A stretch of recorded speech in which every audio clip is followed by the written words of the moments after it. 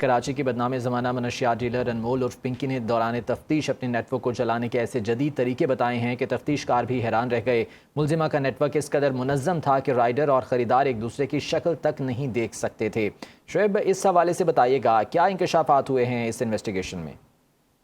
یہ انکشافات تو ہوش روبہ انکشافات ہیں کہ پنکی کا نیٹ ورک اتنا مضبوط تھا کہ اس کے کسٹمر اور اس کے پرچیزر ان دونوں کے درمیان رائڈر کے تھرو کوئی رابطہ نہیں ہوتا تھا، بلکہ رائڈر جو ہے وہ پنکی کو تصویر کھینچ کے بھیجتا تھا کہ میں نے مال یہاں ڈیلیور کر دیا ہے،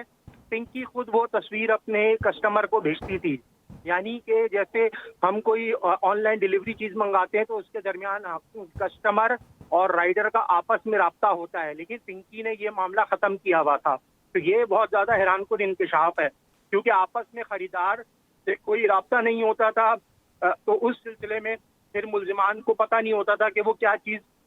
اس کو پرووائڈ کرنے جا رہے ہیں۔ پولیس کے ہاتھ لگنے والے جو کارندے ہیں وہ اگر پہلے پکڑے جاتے تھے یا وہ قابو میں آ جاتے تھے تو ان کا بائیکاٹ کر دیا جاتا تھا اور آئندہ ان کو ترسیل کے لیے استعمال نہیں کیا جاتا تھا اور نئے رائڈرز کا انتخاب کیا جاتا تھا، اور پرانوں سے جو ہے محتاط رہنے کے لیے دوسرے کارندوں کو فوری طور پہ آگاہ کر دیا جاتا تھا کہ اب ان سے کوئی رابطہ نہیں ہوگا، کیونکہ یہ بتایا گیا ہے کہ یہ جو رائڈرز ہوتے تھے یہ موبائل فون بھی وہ یوز کرتے تھے جو بغیر سم کے یوز ہوتے تھے۔ ان کے پاس انٹرنیٹ کی ڈیوائس ہوتی تھی یا آلٹرنیٹ کوئی آپشن ہوتا تھا، لیکن وہ موبائل فون کی سم لگے ہوئے موبائل یوز نہیں کرتے تھے تاکہ ان کی لوکیشن ٹریس نہ ہو سکے۔ اور جو واٹس ایپ نمبر تھے وہ بھی کراچی کے علاوہ بیرون ملک سے چل رہے تھے، ان کے واٹس ایپ کے نمبروں پہ نمبر آپریٹ تھے اور اس پہ یہ سارا نیٹ ورک چل رہا تھا۔ نیٹ ورک سے جڑے جو اہم کارندے ہیں ان کے پاس کوئی موبائل کی سم رکھنے کی اجازت نہیں ہوتی تھی تاکہ ان کی لوکیشن ٹریک نہ ہو۔ ساتھ ساتھ یہ بھی بتایا گیا ہے کہ یہ جو منشیات کا نیٹ ورک تھا یہ انتہائی منظم اور محتاط انداز میں چلایا جا رہا تھا تاکہ اس میں گرفتاری کا امکانات نہ رہیں۔ رائڈرز کا رابطہ صرف انمول اور پنکی کے ساتھ ہی رہتا تھا۔ ٹھیک ہے، خاصے ہوش ربا انکشافات ہیں۔ شعیب، ایک اور اہم خبر بھی ہے کہ قانون نافذ کرنے والے اداروں کو انمول پنکی سے تفتیش کے بعد اس کے بھائی شوکت کی بھی تلاش ہے، اور تفتیشی حکام کا کہنا ہے کہ ملزم شوکت کا کرمنل ریکارڈ جمع کر لیا گیا ہے۔ اس بارے میں کیا اپڈیٹ سامنے آ رہی ہیں شعیب؟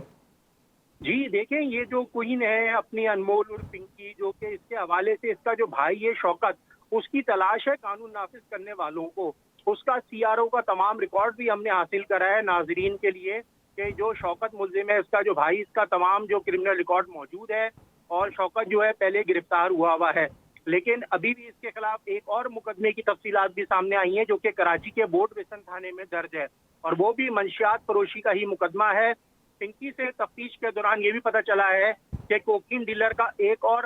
بڑا کام بھی ہوتا تھا جو یہ کرتے تھے، اس کے حوالے سے بھی اب تفتیش ہو رہی ہے۔ اس کے ساتھ ساتھ یہ بھی پتہ چلا ہے کہ دوران تفتیش ملزم نے واردات کا مبینہ طریقہ کار بھی بتایا تھا، لیکن اس کے باوجود اس کی دوبارہ اب تلاش اس وقت جاری ہے۔ گرفتاریوں سے بچنے کے لیے یہ لوگ فرار ہیں، اور خریدار کو بھی کبھی درست مقام وغیرہ تو یہ نہیں بتاتے تھے۔ رائڈرز جو ہوتے تھے انہیں قریبی کسی مقام پہ بلاتے تھے، ایگزیکٹ لوکیشن پہ نہیں بلاتے تھے، اور جو نئے کلائنٹس ہوتے تھے جن کا اعتماد ان کو حاصل نہیں ہوتا تھا تو ان کا جو مال ہوتا تھا، جو منشیات ہوتی تھی، وہ قریب میں کسی درخت یا پتھر کے نیچے رکھ دی جاتی تھی، اور وہاں پہ تصویر بھیج کے پنکی کسٹمر کو بولتی تھی کہ تمہارا مال وہاں پہ رکھا ہوا ہے، جا کے وہاں سے یہ جو باکسز تھے، انڈے نما باکسز ہوتے تھے، اس کے اندر کوکین ہوتی تھی، وہ جا کے آپ اٹھا لیں۔